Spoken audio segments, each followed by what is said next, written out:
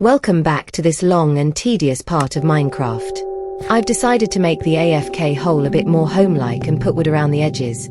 So enjoy that, I guess.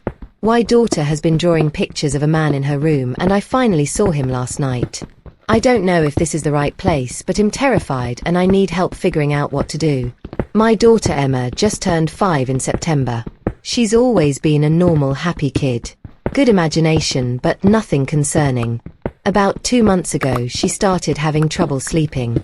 Didn't want to go to bed. Kept saying she didn't like her room. We thought maybe she saw a scary movie at daycare or something. Then she started drawing pictures. Just with crayons. Normal kid stuff. But all the pictures were the same thing. Her room. Her bed. And a tall man standing in the corner. At first I thought it was cute in a creepy kid way. Asked her who the man was. She said, "The man who watches me sleep." My husband and I laughed it off. Creepy, but kids say weird things, right? But she kept drawing him. Every single day. Same tall figure. Always in the corner of her room. She started adding details. Long arms. No face. Just a blank head. Very thin. She told me his name is Mr. Tall. Said he comes every night after we turn off the lights. We tried everything. Night light, keeping her door open, letting her sleep in our room. Nothing worked. She said Mr. Tall followed her. Last week she came to breakfast with dark circles under her eyes. Said Mr. Tall was standing closer to her bed now. That she could hear him breathing. My husband thought maybe she was having nightmares from the drawings. So we took away all her art supplies. No more pictures. She had a complete meltdown. Screaming that we don't understand. That drawing him is the only thing that keeps him from touching her. That if she draws him, he stays in the corner. What the fuck kind of thing is that for a 5-year-old to say? We gave her the crayons back. She immediately drew another picture. Him standing right next to her bed this time. 2 nights ago I was putting her to bed. She was crying, begging me not to leave. I told her there's no man in her room. It's just her imagination. She looked at the corner and whispered, "Hes here right now." I looked at the empty corner. Told her nothing was there. She started shaking and said, "Hes staring at you." I tried to stay calm. Told her I'm going to sit with her until she falls asleep. She wouldn't close her eyes. Just stared at that corner for an hour until she finally passed out from exhaustion. Last night my husband was working late. I was in bed around 11 p.m. when I heard Emma crying. I went to her room. She was sitting up in bed, pointing at the corner. The same corner from all her drawings. "Mommy, Hes so close. Hes reaching for me." I turned on the light. Nothing there. But Emma was hysterical. Screaming that Hes still there. That the light doesn't make him go away. I picked her up to bring her to my bed. As I turned to leave I felt it. A cold spot. Like walking into a freezer. Just that one corner of her room was ice cold. I got Emma out of there fast. Put her in my bed and locked my bedroom door. I know that sounds stupid, but I didn't know what else to do. Around 2 a.m. I woke up. Emma was asleep next to me. I needed to use the bathroom. I opened my bedroom door and looked down the hallway toward Emma's room. There was someone standing in her doorway. Tall. Impossibly tall. Had to be at least 7 feet. Thin. Arms way too long. The head was wrong. Like it was there, but I couldn't focus on it. Every time I tried to look at it directly, my eyes couldn't hold the image. We stared at each other for what felt like hours, but was probably 30 seconds. Then it stepped backwards into Emma's room and disappeared. I slammed my door shut. Sat with my back against it until morning. When my husband came home I told him everything. He thinks I'm stressed and sleep deprived. That I'm feeding into Emma's nightmares. But I saw it. I saw it. Emma won't go back in her room. She's been sleeping with us for 2 days. Last night I found her in the kitchen at 3 a.m. with crayons. She was drawing again. I looked at the picture. It was our bedroom. Our bed. And Mr. Tall standing at the foot of it. She looked at me with tears in her eyes and said, "Hes not staying in my room anymore, Mommy. Hes following me now." I don't know what to do. My husband thinks we need a child psychologist. My mom suggested getting the house blessed. My friend said we should move. But what if moving doesn't help? What if she's right and Hes following her, not the house? Has anyone experienced anything like this? What do I do? How do I protect my daughter from something I can't even explain? I'm typing this from my car. Emma's inside with my husband. I told him I'm getting groceries, but really I'm just scared to be in the house. I saw it. It was real. And it's after my daughter. Please help. British and wearing jumpers inside during winter. I'm living in the UK at the moment, sharing a place with a Brit and his Kiwi girlfriend. And I've noticed something that honestly feels insane to me. They just put on jumpers, woolen socks, and blankets and sit in 15 degrees Celsius like it's completely normal, while the heating stays off. At night, they even turn it off completely. So in the morning, the place feels like a medieval stone cellar. Where I come from, Central Europe, wearing a jumper indoors means something has gone very, very wrong. It's basically a domestic failure. If I visit someone's home and it's too cold to take off my jumper, I'd honestly see it as a faux pas and probably tell them to heat up so I can properly arrive.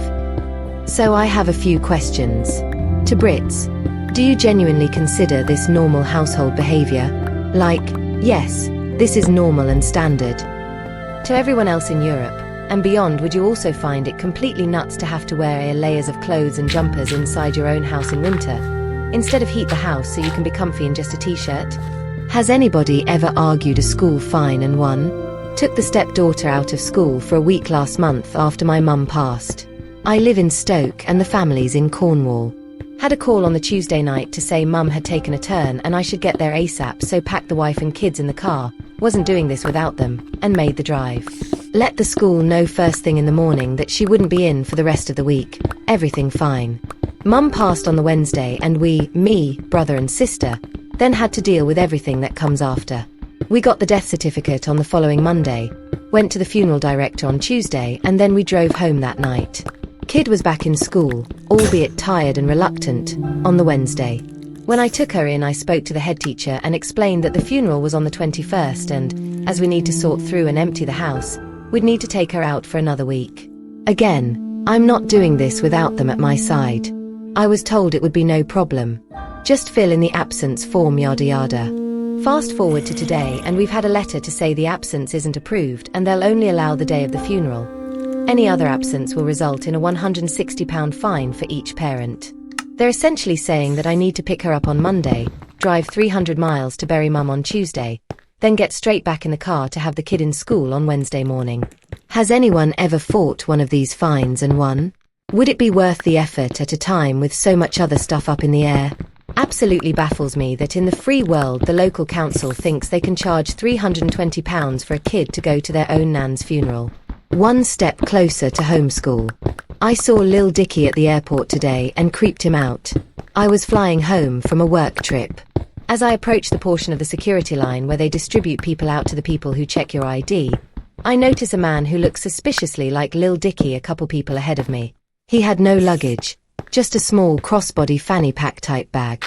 We end up for lanes from each other. I keep glancing, trying to figure out if it's him without staring. It looks a lot like him, but no one else seems to notice or care. But I catch him notice me looking out the corner of his eye. So I stop looking because I know he's going to get through security before me and I can't get close enough to get a good look. So I text my wife that I may have seen Lil Dicky and move on. I get through security and go to find my co-worker who's waiting for me at the smoothie place. After a few steps, I look left and the dude is walking alongside me, less than 10 feet away. I'm convinced it's him.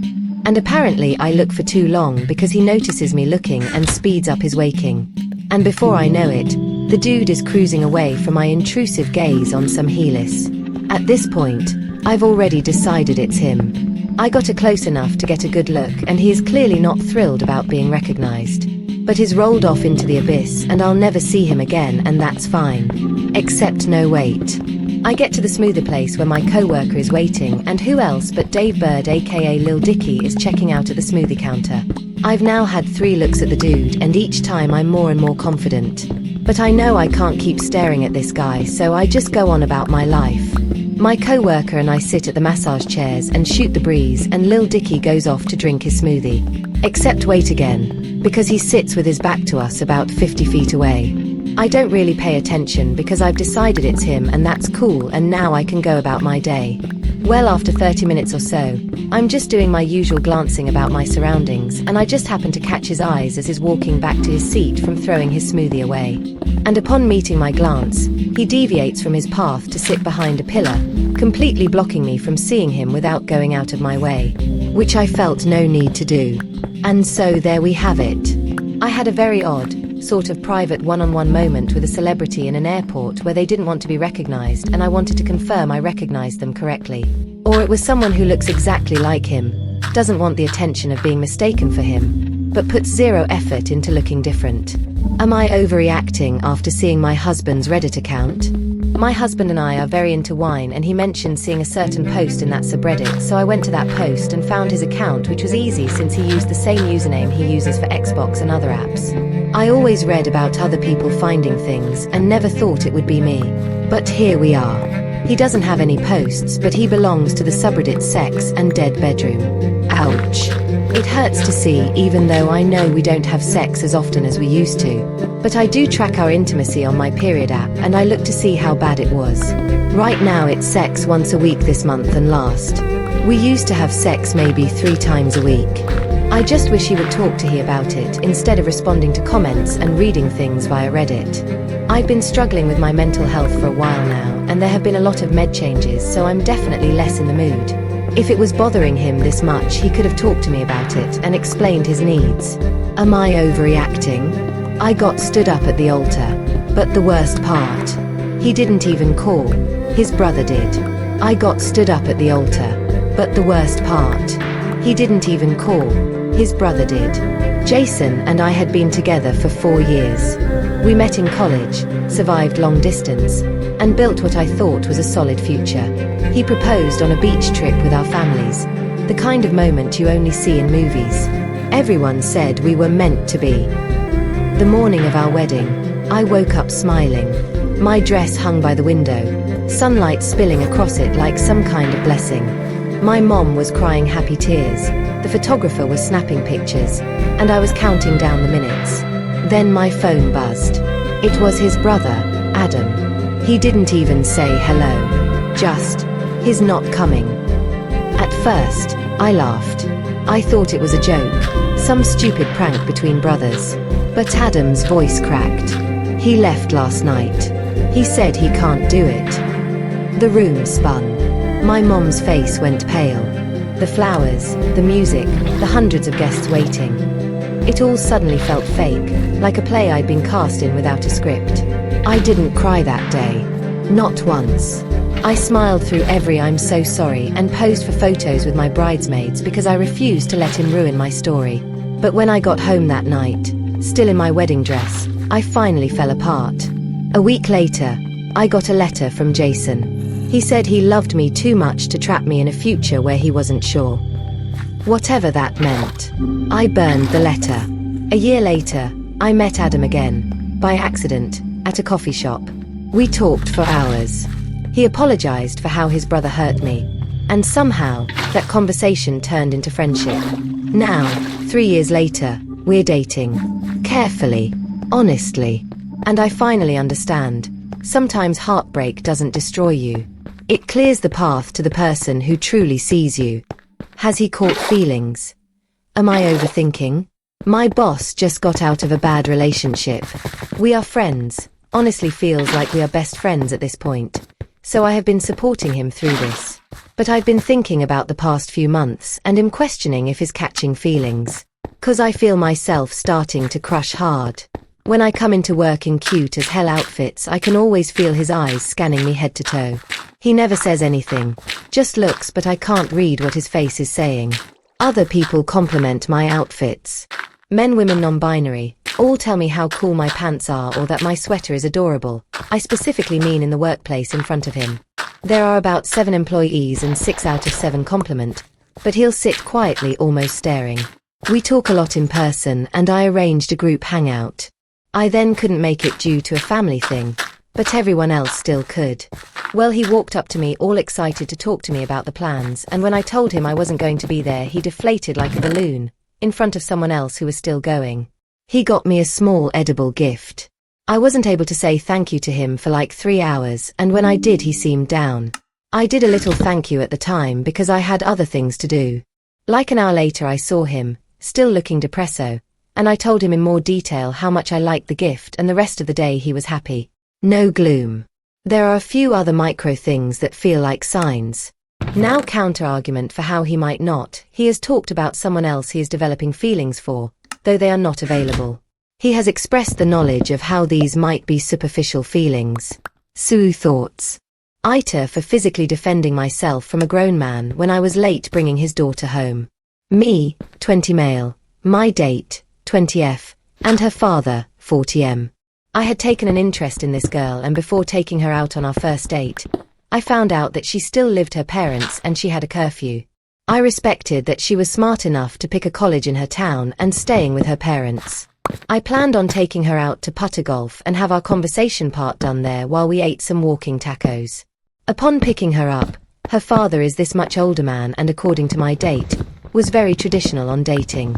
He said that I need to have her home by 9:30 sharp. I said okay and promised to take her home on time.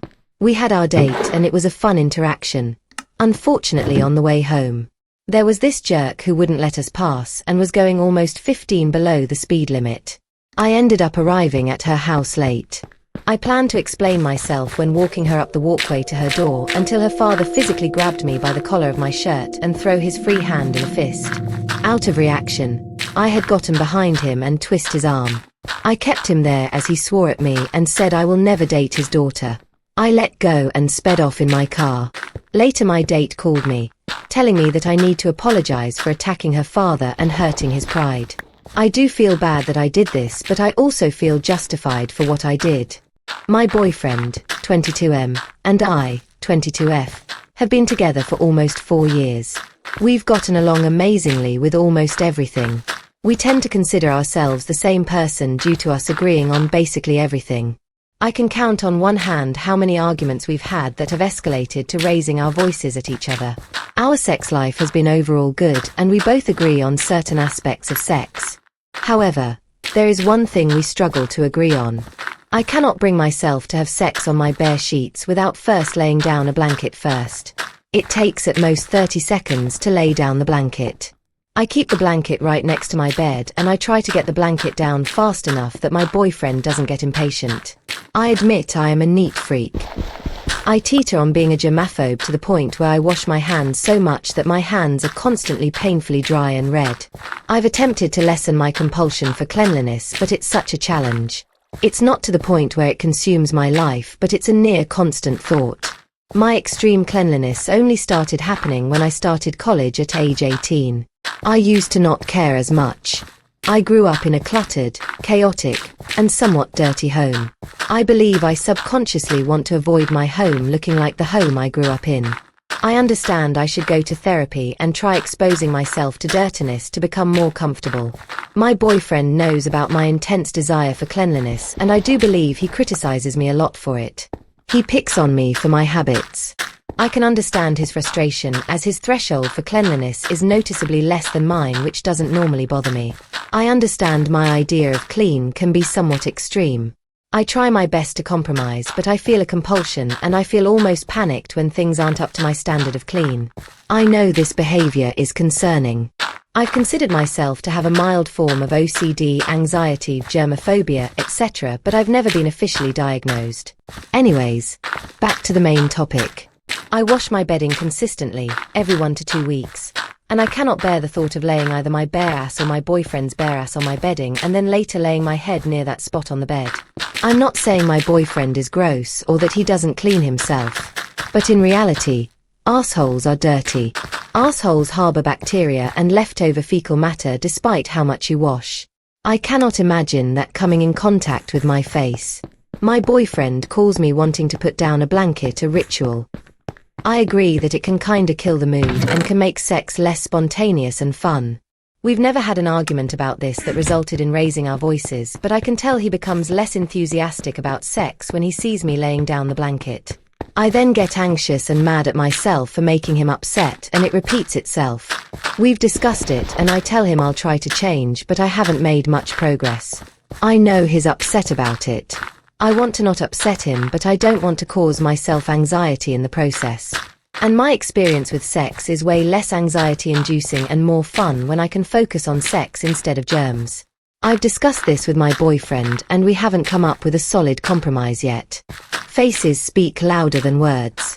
I was at Walmart last night and saw an attendant pushing a line of carts back to the store.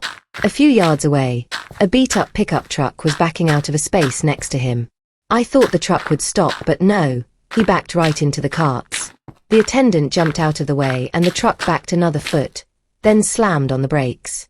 The attendant took a deep breath and slumped his shoulders, glaring at the truck. He didn't say anything, but his expression was, "Really? Really? Man, I already work at Walmart." For a second, he looked like he was about to actually say something, but then just shook his head and rolled his eyes. He got the carts back in line and pushed past the truck, which drove off without comment. As he pushed the carts past me, I asked if he was all right. He rolled his eyes as if his life couldn't get any worse, shook his head again and just kept going.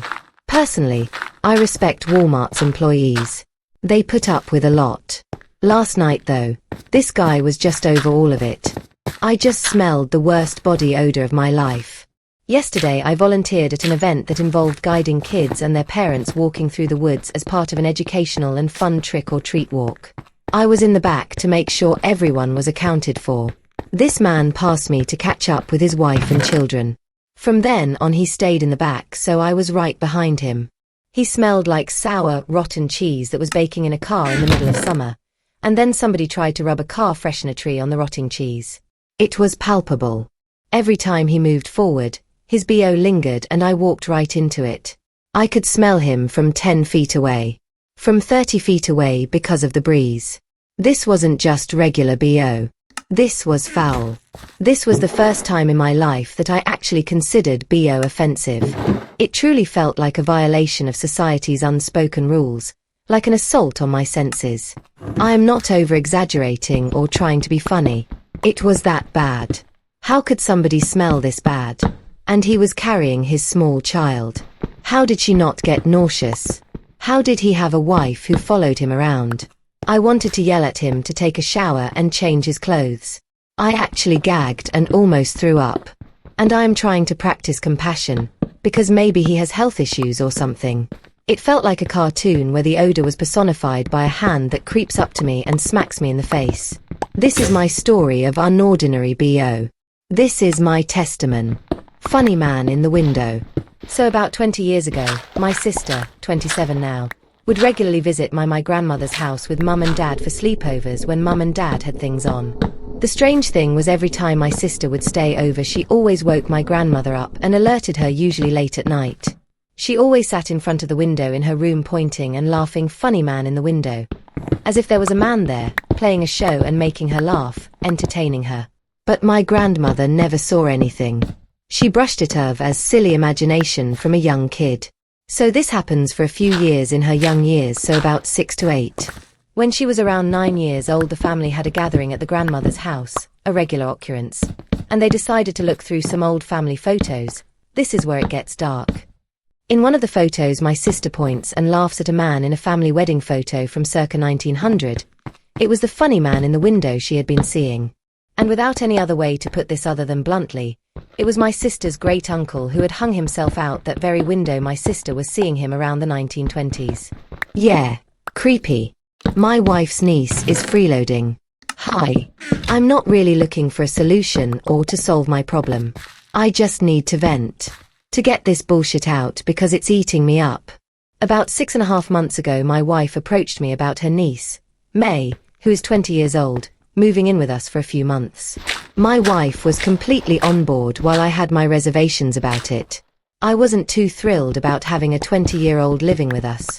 But the deal was, she would be living here a few months, rent-free, in order to give her the best head start in life with saving money to move into her own place with her boyfriend. It's been 6 months and the updated move-out projection time frame is now December. Since May moved in, it has caused issues between my wife and I.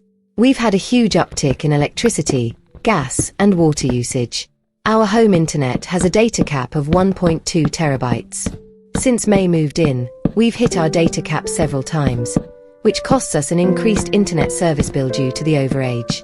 My wife asked her to pay half the internet bill because of this. The thing that absolutely pisses me off about May is that she comes and goes like she pays rent. Lately, she's been coming home at around 2 a.m. She brings her boyfriend over and they come and go whenever they want. May only works part-time.